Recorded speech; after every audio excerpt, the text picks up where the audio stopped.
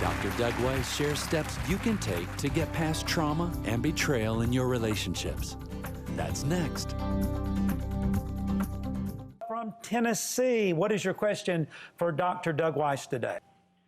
Hello, and love you, Marcus and Joni. Dr. Weiss, I'd like to ask a question. I've been married 26 years. 2010, we went through almost a divorce. We get back together after 9 months, and between 2012 and 17, no intimacy.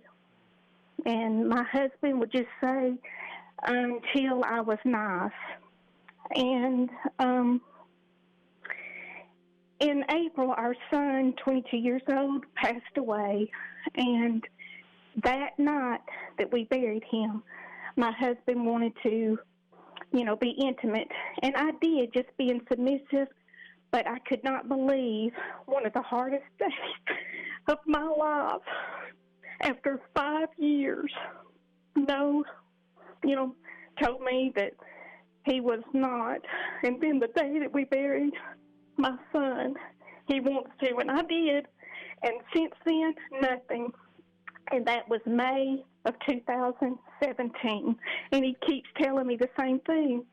He said, until you're nice. And I said, well, I don't think the Bible says that. I'm no different than any other woman. I'm going to stop you.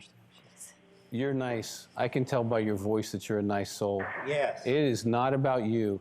He is blaming you, and he's trying to get you to buy his lie. Yeah. He's struggling with intimacy anorexia at least. He's too busy for you. He blames you. He withholds love, withholds praise, withholds sex, withholds spiritually. Am I close? Does this sound right to you? It's all of that. He says he's embarrassed of me. He doesn't want to be seen with me. Not you. Please, he is shaming your soul, and do not give this man's voice the ability to shame your soul. You're a wonderful woman. I can tell. I can tell by your voice that you're a good woman. You can hear it. Okay? He is sick. You can go to intimacyanorexia.com. Please get information on that. And there's groups for you. You feel married and alone. He is the problem. Please. The fact that he did this on that day is just he was trying to medicate himself for some reason. But this is not a loving deal for you. You're in very much pain, and you're actually the woman I wrote the book for, Partner Betrayal Trauma. You're the woman who's experienced intimacy anorexia, and you're in trauma because you're being neglected every night. You're sleeping alone. You're being shamed. You don't deserve this. This is not about you. He has other stuff going on. Please take some next steps. Get in a group with some ladies. You are not the problem here. So please don't believe that lie, because if you do, it'll cripple you.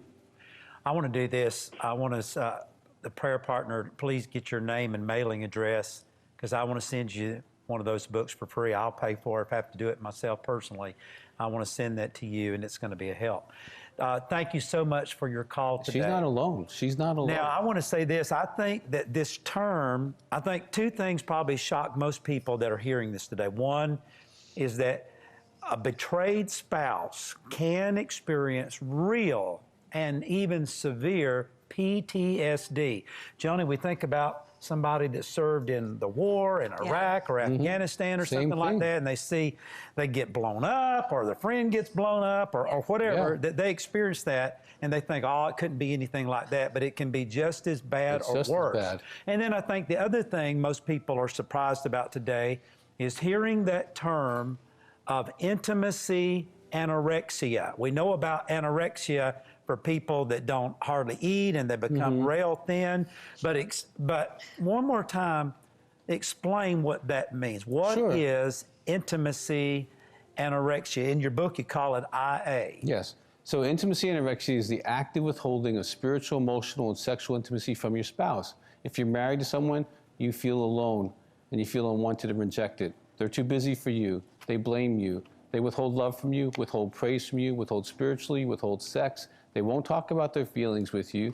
They use anger and silence as a way to control. They have criticism for you on a regular basis, and you feel alone. If you got 5 or more of those, go to intimacyanorexia.com and get some help, because this is a real trauma. Okay, 2 questions about that.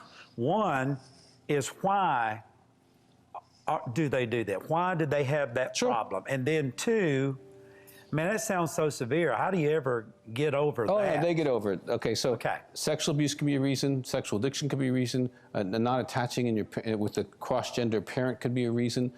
There's a few reasons why someone has anorexia, because their soul's in pain and they have to protect themselves and they need to be safe. The reason it shows up in marriage, because that marriage is the only relationship that costs you everything to be in it.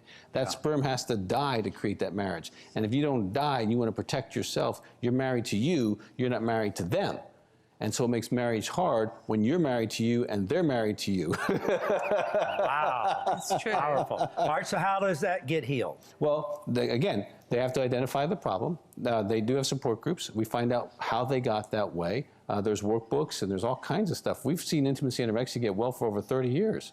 We had a couple, again, 20 years they haven't had sex. They had sex that week they came to our office. My goodness. Oh, wow. Okay. So, yeah. Now, first of all, let's put up the information about the new book.